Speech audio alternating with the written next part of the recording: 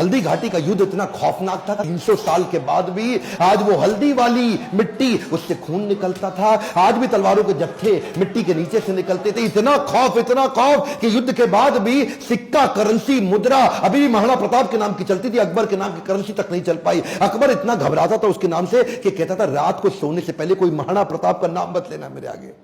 महाराणा प्रताप का नाम लो है तो रात को सपने में आकर के मेरे को डराएगा। महाराणा प्रताप का खौफ इतना ज्यादा, एक बार की बात थी, एक अफवाह उड़ गई कि महाराणा प्रताप जो है ना वो अपनी हार स्वीकार कर रहे हैं और अकबर का आधिपत्य स्वीकार करने को वापस आ गए हैं। तो उन दिनों अकबर के राज्य के अंदर जो बीकानेर के राजा हुआ करते थे पृथ्वीराज राठौड़, इन्होंने राठौड़ को बुलाया। देखो पृथ्वीराज, क्या खबर आई है, महाराणा प्रताप आने को तैयार है। अब उन्होंने हार स्वीकार कर लिया। पृथ्वीराज राठौड़ माने नहीं, उन्होंने चिट्ठी लिख दी।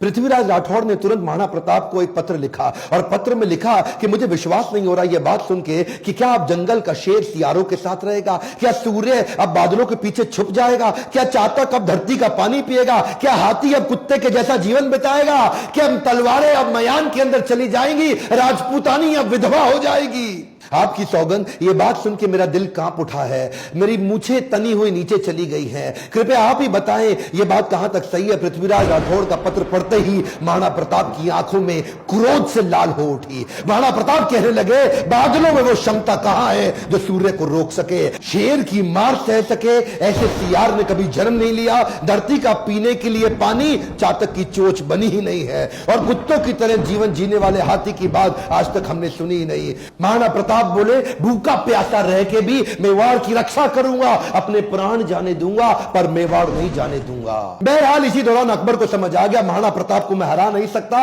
और धोखा दे के हराना यह अकबर की आदत नहीं थी। अकबर को इसीलिए महान राजा भी बताया गया है। आने वाले समय में अगर आप चाहेंगे तो मैं अकबर पे भी एक वीडियो बनाऊंगा। पर वापस चलते हैं, उसी समय अकबर का फिर ध्यान बट गया। अकबर अब ईस्टर्न साइड चला गया, सदर्न साइड चला गया, उसने मेवाड़ को छोड़ दिया और इधर महाराणा प्रताप ने पूरे मेवाड़ पे फिर से अपना कब्जा कर लिया। कुछ दिन, हफ्ते, महीने ठीक बीते। उन्हीं दौरान एक शिकार करते वक्त, उस समय किसी शेर का शिकार करते वक्त महाराणा प्रताप का किसी एक्सीडेंट में उनका देहांत हो गया, उनकी मृत्यु हो गई। ये बात जब अकबर को पता लगी, अकबर एक ऐसा राजा था, अपने शत्रु प्रताप की मृत्यु पे बहुत रोया और चिट्ठी लिख करके बोला कि महाराणा प्रताप एक बड़े शक्तिशाली, बड़े मेधावी और एक ऐसे राजा थे जिन्होंने अपने गौरव को कभी समाप्त नीचे झुकने नहीं दिया और मुझे एक बात का दुख रहेगा, मैं जीवन भर महाराणा प्रताप को कभी हरा नहीं सका। ध्यान दीजिएगा, लेसन्स में लर्निंग बहुत सारी हो सकती है, पर महाराणा प्रताप को इतना संघर्ष इसीलिए करना पड़ा क्योंकि आपस में राजपूतों की कभी बनी नहीं।